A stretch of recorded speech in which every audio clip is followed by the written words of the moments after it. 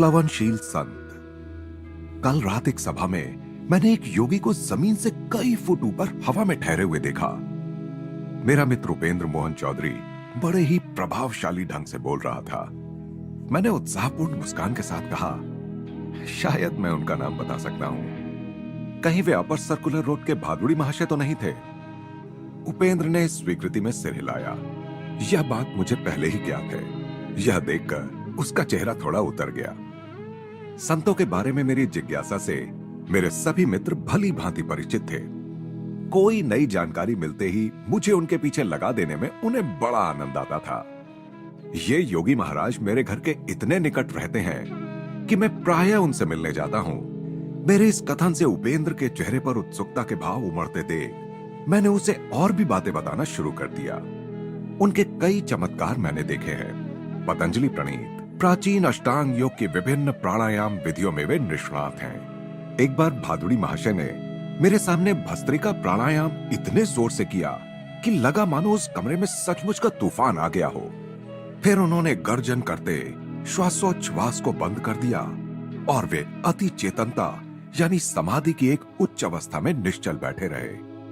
तूफान के बाद शांति का वातावरण इतना प्रभावपूर्ण था कि उसे कभी भुलाया नहीं जा सकता।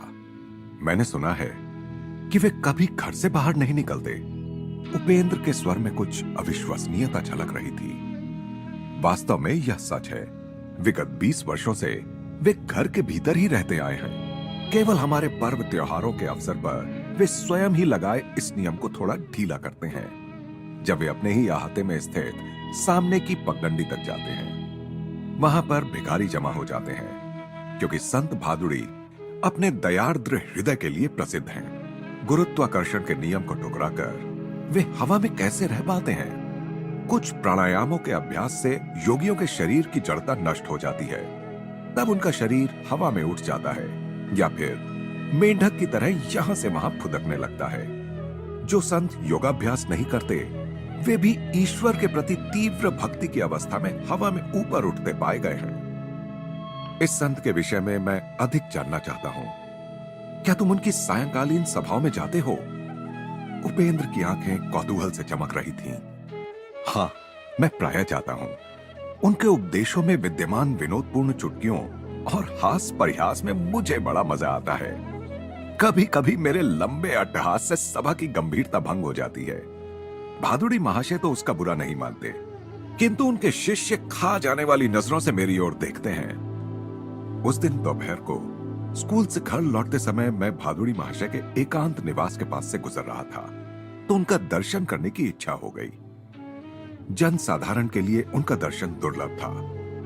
निचली मंजिल पर अकेला रहने वाला उनका एक शिष्य इस बात का ध्यान रखता था कि उनके एकांत में खलल ना पड़े। यह शिष्य कुछ ज्यादा ही अनुशासन प्रिय था।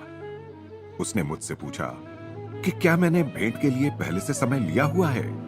उसके गुरुदेव उसी समय वहां आ पहुंचे और उन्होंने मुझे अविलंब बाहर निकाल दिए जाने से बचा लिया। मुकुंद जब भी आना चाहे उसे आने दिया करो। संतवर की आंखें चमक उठी। एकांत का मेरा नियम मेरी अपनी सुविधा के लिए नहीं, बल्कि लोगों की सुविधा के लिए है। संसारी लोगों को उनके मोह जाल को तहस नहस कर देने वाली स्पष्टवादिता अच्छी नहीं लगती।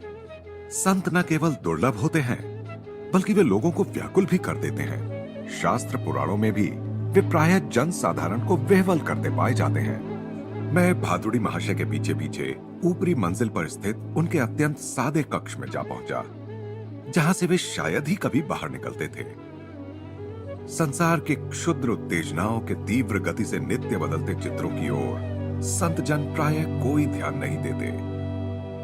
केवल युग युगांतर में स्थिर हुए कालजयी सत्यों पर उनका ध्यान केंद्रित रहता है। संतों के समकालीन लोग केवल उनके संकीर्ण वर्तमान के लोग ही नहीं होते। महर्षि, जहां तक मैं जानता हूं, अब पहले ऐसे योगी हैं जो हमेशा घर के अंदर ही रहते हैं। भगवान कभी कभी अपने संतों को अप्रत्याशित परिस्थितियों में डाल देते हैं कि कहीं हम यह ना सोचें कि हम संतों को एक विशिष्ट नियम की चौखट में बिठा सकते हैं। आरोग्य और शक्ति से ओतप्रोत अपना शरीर उन्होंने पद्मासन में स्थिर किया। उनकी आयु 70 और 80 वर्ष के बीच थी, परंतु आयु यह निष्क्रिय जीवन पद्धति का कोई अप्रिय लक्षण उनके शरीर पर नहीं था। उनका सुगठित एवं सीधा शरीर प्रत्येक दृष्टि से आदर्श स्वरूप था। उनका मुखमंडल पुराणों में वर्णित ऋषियों के समान था। भव्य मस्तक, भरपूर दाढ़ी, शांत आंखें, सदैव ईश्वर की सर्वव्यापकता पर स्थिर। वे सदैव दृढ़ता के साथ सीधे बैठते थे। हम दोनों ध्यानस्थ हो गए। 1 घंटे के बाद उनकी सौम्य वाणी ने मुझे जगा दिया। तुम प्रायः ध्यान लगाते हो, परंतु क्या तुम्हें कुछ अनुभव हुआ है? वे मुझे ध्यान से अधिक ईश्वर से प्रेम करने का स्मरण दिला रहे थे। साधन को ही साध्य समझ लेने की भूल मत करना। उन्होंने मुझे कुछ आम दिए। अपने गंभीर स्वभाव में भी मुझे हमेशा ही आनंदित करने वाली अपनी विनोद बुद्धि को प्रकट करते हुए उन्होंने कहा, साधारणतया लोगों को ध्यान योग से जल योग अर्थात जलपान अधिक अच्छा लगता है। योग के विषय में उनकी इस शब्द क्रीड़ा को सुनकर मैं ठहाके लगाकर हंसने लगा। क्या हंसी है तुम्हारी? उनकी दृष्टि में वात्सल्यपूर्ण चमक प्रकट हुई। उनका अपना चेहरा सदैव गंभीर ही रहता था, परंतु उसमें भी परमानंद पूर्ण मुस्कुराहट की झलक होती थी। उनके विशाल कमल नयनों में सदैव एक दिव्य हंसी छिपी होती थी। उन्होंने मेज पर पड़े अनेक मोटे मोटे लिफाफों की ओर संकेत करते हुए कहा, वे पत्र सुदूर स्थित अमेरिका से आए हैं। वहां की कुछ सोसाइटियों के साथ मैं पत्र व्यवहार करता हूं, जिनके सदस्य योग शास्त्र में रुचि रखते हैं। वे कोलंबस से बेहतर दिशा ज्ञान के साथ नए सिरे से भारत की खोज कर रहे हैं। उनकी सहायता करने में मुझे खुशी होती है। दिन के उजाले की तरह योग शास्त्र का ज्ञान भी उन सब के लिए है जो इसे प्राप्त करने के इच्छुक हैं। जिसे मानव की मुक्ति के लिए ऋषियों ने अनिवार्य समझा है, उसे पाश्चात्य लोगों के लिए हल्का करने की आवश्यकता नहीं है। बाह्य अनुभव भिन्न होते हुए भी सबकी आत्मा एक समान ही है, और जब तक योग का कुछ ना कुछ अभ्यास नहीं किया जाता, तब तक ना तो पाश्चात्य और ना ही पौर्वात्य लोग उन्नति कर सकते हैं। उन्होंने अपनी शांत दृष्टि मुझ पर स्थिर की। मेरी समझ में तब यह नहीं आया कि उनके वक्तव्य में भविष्यवाणी युक्त मार्गदर्शन छिपा हुआ था। वह तो केवल अब, जब मैं ये शब्द लिख रहा हूं, उनके द्वारा प्रायः दिए गए संकेतों का पूर्ण अर्थ मेरी समझ में आ रहा है कि मैं किसी दिन भारत की शिक्षाओं को अमेरिका ले जाऊंगा। महर्षि, मैं चाहता हूं कि आप जगत के कल्याण के लिए योग शास्त्र पर एक पुस्तक लिखें। मैं शिष्यों को तैयार कर रहा हूं। वे स्वयं और उनके शिष्यों की श्रृंखला जीवंत पुस्तकों का काम करेंगे, जो समय के स्वाभाविक क्षय और टीकाकारों की अस्वाभाविक टीकाओं से अछूते रहेंगे। संध्या काल को उनके शिष्यों के आने तक मैं अकेला ही उनके साथ रहा। शिष्यों के आने के बाद भादुड़ी महाशय ने अपना अद्वितीय प्रवचन शुरू किया।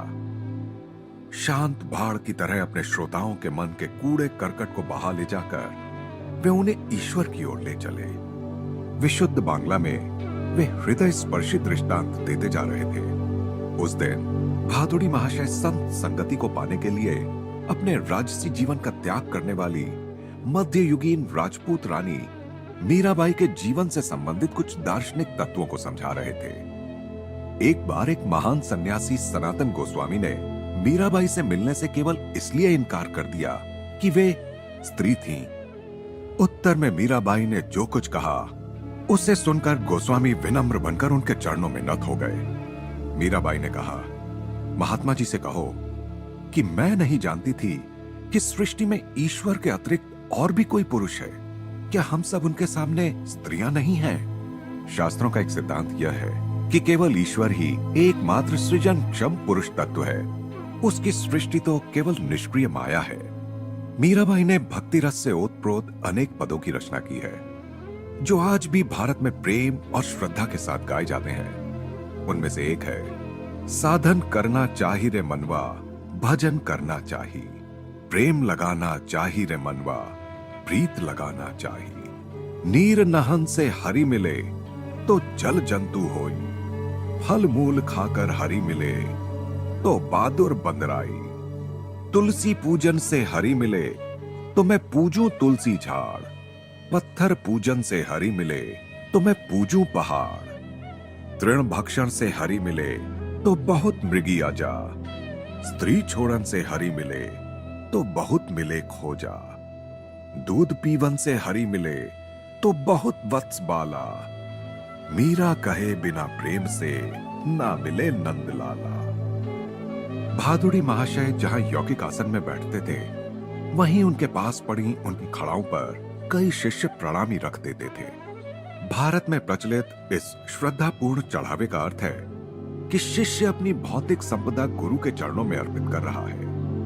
कृतज्ञ मित्रों के रूप में प्रभु ही अपने भक्तों की देखभाल करते रहते हैं। उस पितामह तुल्य ऋषि से विदा लेते समय उनकी ओर भक्तिपूर्ण दृष्टि से देखते हुए एक शिष्य ने कहा, गुरुदेव, आप महान हैं। आपने ईश्वर को पाने के लिए और हमें ज्ञान देने के लिए अपनी संपत्ति, आराम आदि सब कुछ त्याग दिया।